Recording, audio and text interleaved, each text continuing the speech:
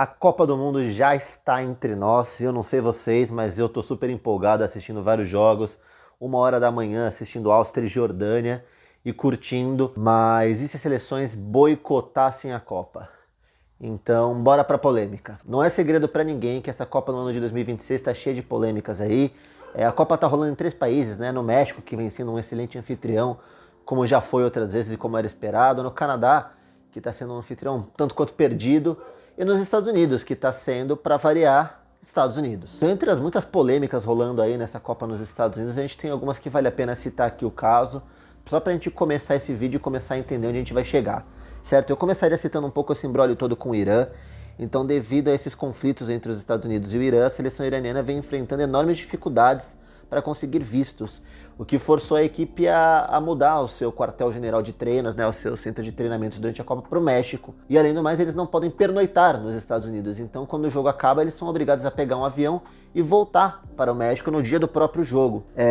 Tivemos também árbitros barrados. O governo estadunidense negou a entrada de algumas figuras importantes do futebol no país. O caso de maior repercussão foi, é claro, o árbitro somali, Omar Abdulkadir Artan, considerado o melhor árbitro do continente africano. Ele teve seu visto negado e foi obrigado a sair do país e, portanto, não apitará a Copa. Um outro caso bastante emblemático que chamou a atenção foi a do atacante do Iraque, que ao chegar nos Estados Unidos para trabalhar, para jogar a Copa, ficou preso no aeroporto durante 7 horas, sendo entrevistado e revistado. E falando em revista, uma outra coisa que vem gerando bastante polêmica são as revistas íntimas e bem intensas nos atletas que têm chegado no país, principalmente de seleções cujo país tem a religião muçulmana. Então assim, eu sou um cara que gosta bastante de futebol, mas eu sinto que tem algumas coisas que estão rolando nessa Copa que a gente simplesmente não pode deixar passar batido. E eu vou criar um gancho aqui já logo de cara com uma série que eu assisti recentemente, um pouco antes da Copa começar, que é a série do Tri, lançada pela Netflix recentemente, com Rodrigo Santoro e Bruno Mazzeo no elenco. Na série a gente acompanha então toda a jornada do esquadrão do tricampeonato, liderado por Pelé, com presença de Rivelino, de Jairzinho, enfim, do Capita. Durante toda a conquista da Copa do Tri, né, dos anos 70, 1970 no México, liderados pelo Zagallo. Mas mais do que isso, a gente acompanha um pouco do pré-Copa também, com o João Saldanha, vivido pelo Santoro, que é ponto alto da série, sem dúvida alguma. E para além disso, o que mais me surpreendeu, inclusive, nessa jornada toda da série, foi o como ela traz também o lado político por trás dessa Copa do Mundo. E o como a ditadura militar no Brasil usou dessa seleção de 70 e de toda essa situação de Copa como propaganda de governo. A gente acompanha um pouco o Saldanha assumindo a seleção num momento de muito descrédito, muito desacreditada, e no como ele resiste a investidas dos militares para tentarem mandar na seleção dele. Ele está o tempo todo deixando muito claro que a seleção é do povo e, acima de tudo, comandada por ele, e não por aqueles que estavam no poder no período. O que você acha da sugestão do presidente? Nem eu escalo o ministério, nem o presidente escala time. E é claro, o Saldanha nessa disputa, nesse braço de ferro, perde seu emprego, né? Spoilers da série, né? Mas ele perde o emprego e é substituído pelo Zagallo, que vem a ser campeão do mundo com essa seleção. E o que acontece? Ele vai acompanhar a Copa como jornalista, então. E como jornalista, ele busca, através dos seus comentários, através de algumas posturas, também impor essa batalha, esse populismo dentro da seleção contra a ditadura naquele espaço de futebol. Entretanto, de novo, mais spoilers da série, se você ainda não viu e quer ver, pode pular essa parte, eu deixo um timerzinho aqui embaixo.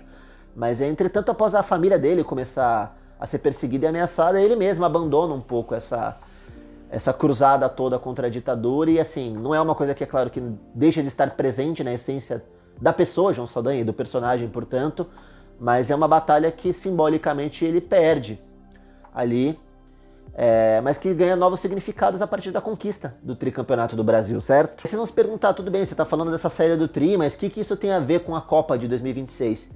E, na verdade, muita coisa, porque a gente está vivendo aí novamente uma ascensão do fascismo, do neofascismo no globo todo, e poucas figuras são tão emblemáticas nessa ascensão fascista que vem acontecendo, quanto o Donald Trump, presidente dos Estados Unidos, onde a Copa de 2026 tem a maioria dos seus jogos sediados, que gerou todos os escândalos que eu falei para vocês no começo do vídeo.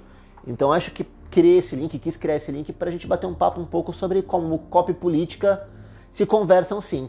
E para entender isso, acho legal a gente começar conversando e tentando entender, e aí eu tô passando, é claro, o meu ponto de vista sobre o que é uma Copa do Mundo. A Copa do Mundo é esse evento futebolístico, maior esporte da maioria dos países envolvidos, onde para além da competição esportiva a gente pode viver um intercâmbio cultural. A rivalidade entre torcidas ela não desaparece, mas pelo contrário, ela acaba sendo celebrada. E por um momento que seja durante o jogo, as torcidas podem conviver, se provocar, brincar, cantar, dançar e acima de tudo celebrar. Por isso mesmo a circulação de pessoas durante o período de Copa do Mundo no país que a cedia é absolutamente essencial para o evento. É parte fundamental que faz de uma Copa do Mundo uma Copa do Mundo. E aí pensem vocês então que a Copa desse ano, de novo, tá tendo como principal sede, não é a única, é claro, a gente tem o México aqui, né? Falei da série dos anos 70, do Tri, que também foi no México, então após esse tempo todo temos novamente uma Copa no México, mas não só sediada no México, por uma postura nova da FIFA agora de ampliar a FIFA com essa questão faraônica, megalomaníaca dela,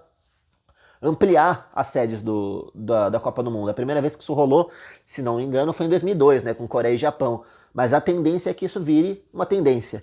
Então pense você que o país que hoje recebe a Copa é governado por um homem responsável por contestar resultados eleitorais, pela disseminação de desinformação, pelo incentivo a uma cultura política baseada no confronto permanente, por políticas que atingem principalmente imigrantes, minorias e movimentos sociais. Não bastasse essas políticas internas todas, a gente está falando de um presidente que não é mero espectador dos conflitos globais que vem acontecendo. Muito pelo contrário, ele é protagonista num sentido bastante negativo, vamos concordar. E em um cenário como esse acaba sendo um pouco difícil ter clima para celebrar, né? A FIFA acabou optando por não se posicionar muito ativamente a respeito, e quando questionado por um jornalista da BBC, isso foi o que o presidente da FIFA disse. In 2035, I think, we hope, the Women's World Cup will be in the UK, right? Still needs to be a decision, but looks like. Would you find it normal that FIFA would dictate to the British government who to let in the country and who not to let in the country? I don't know. Maybe you find it normal. I would like, personally. On the other side, the reality of the matter is that in every country there are governments. Try to get into the UK, into Germany, into Switzerland, without a visa. Try to get a visa if you are from a certain country. It's not easy, that's what I want to say. We need to respect the decisions which are taken, and when I say to chill, I don't mean to chill and do nothing. I mean to trust us. And of course everyone here believes it's the right thing to do. But, again, we don't live on the moon, we live on planet Earth, and you have to deal with different situations. We try to do our best. Seria bonito, então, ver seleções, federações, atletas, jornalistas boicotando essa Copa, ou enfim, pontuando de forma ainda mais acentuada tudo o que vem ocorrendo e o porquê isso vem ocorrendo. Mas é claro que isso não é simples assim. Entretanto, política e Copa do Mundo sempre se conversaram, e esses conflitos globais envolvidos durante a Copa não é uma novidade histórica. Em 1934, a Copa foi realizada na Itália, sob o regime fascista do Benito Mussolini, e o governo utilizou o torneio como uma poderosa ferramenta de propaganda internacional para exibir a suposta força e organização do Estado fascista. Historiadores apontam que o regime acompanhou bem de perto a competição e transformou a conquista italiana em um símbolo de superioridade nacional.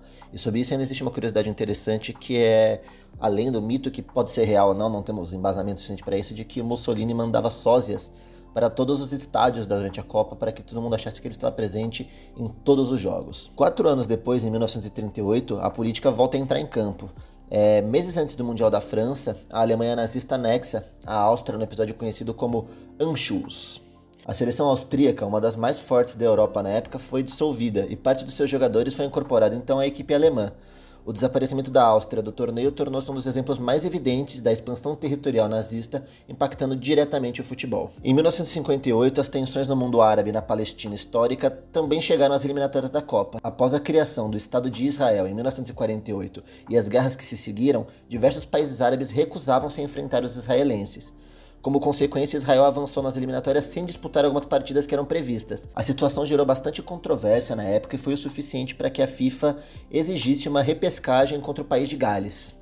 Em 1966 foi a vez dos países africanos organizarem um dos maiores protestos da história das Copas. As federações do continente boicotaram as eliminatórias porque a FIFA não garantia nenhuma vaga direta para a África, Ásia e Oceania na época, que disputavam uma única classificação compartilhada.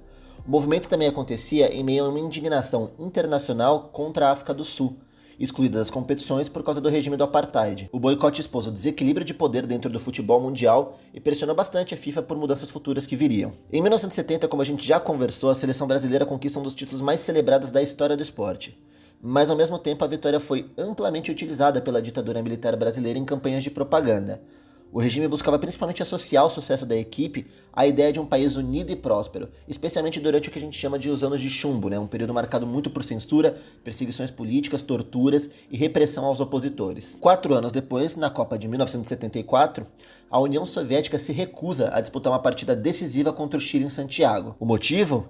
Era o fato de o jogo ocorrer no Estado Nacional, que havia sido transformado em centro de detenção, tortura e execução após o golpe militar de Pinochet em 73. Entretanto, a FIFA manteve a partida no local e os soviéticos não compareceram, sendo eliminados por WO. Nas Copas de 82 e 86, o papo é com a Argentina e a Inglaterra, que carregavam para o gramado as cicatrizes recentes da Guerra das Malvinas, travada em 1982. O confronto das quartas de final da Copa de 86 torna-se um dos jogos mais simbólicos da história da Copa. Diego Maradona marca tanto o famoso gol da mão de Deus, quanto o chamado gol do século. Anos depois, o próprio jogador admite que a partida em si possui um significado político e emocional muito maior do que apenas uma partida de futebol. Isso para grande parte dos argentinos. Em 1998 surge uma das imagens mais marcantes da diplomacia esportiva. Estados Unidos e Irã se enfrentam na fase de grupos da Copa da França, em meio a décadas de hostilidade política entre os dois países. Antes da partida, os jogadores trocaram flores, posaram juntos para fotografias e protagonizaram um raro momento de aproximação simbólica. O duelo ficou conhecido como o Jogo da Paz e permanece como um exemplo de como o futebol pode servir tanto para refletir conflitos quanto para criar espaços de diálogo. Muito irônico, entretanto, que esses países sigam em conflito hoje. Então, como os exemplos mostram, historicamente nós tivemos diversas seleções, atletas e federações boicotando esse tipo de situação, ou ao menos se posicionando de forma mais clara. Esses exemplos mostram pra gente, então, que conflitos e Copa não são novidade. E o futebol não é um mundo à parte do que acontece no resto do globo. É exatamente essa separação que tenta ser vendida nessa Copa que me preocupa e assusta. Mas então, nesse contexto todo, com essa história toda, por que se empolgar com a Copa? Por que eu tô assistindo todos os jogos? Por que eu sigo empolgado com a Copa do Mundo, certo? Bem, talvez é porque ela nunca tenha sido apenas sobre futebol. A Copa é um dos raros momentos em que o mundo inteiro olha para o mesmo lugar. Não necessariamente para concordar, mas para se revelar. Ali aparecem rivalidades que atravessam gerações, conflitos que governos tentam controlar e feridas que a história se recusa a esquecer. E às vezes, por que não, sonhar, até os gestos de reconciliação que pareciam impossíveis. A Copa não necessariamente nos afasta da realidade, ela nos faz encará-la de uma outra forma. Cada bandeira na arquibancada carrega uma história, cada hino carrega memórias, cada seleção que entra em campo representa muito mais do que aqueles 11 jogadores. E é por isso que às vezes a gente escolhe torcer para uma seleção da América Latina, para uma seleção da África, para uma seleção da Ásia. Por isso que tanta gente na internet às vezes brinca que não vai torcer para as europeias. Porque durante um mês o futebol se transforma em uma linguagem capaz de contar quem nós somos, o que defendemos, o que a gente tem medo e o que a gente sonha. Não apesar da política, da história dos conflitos, mas junto deles. A Copa nunca foi só um escape do mundo, e sim uma forma de enxergá-lo.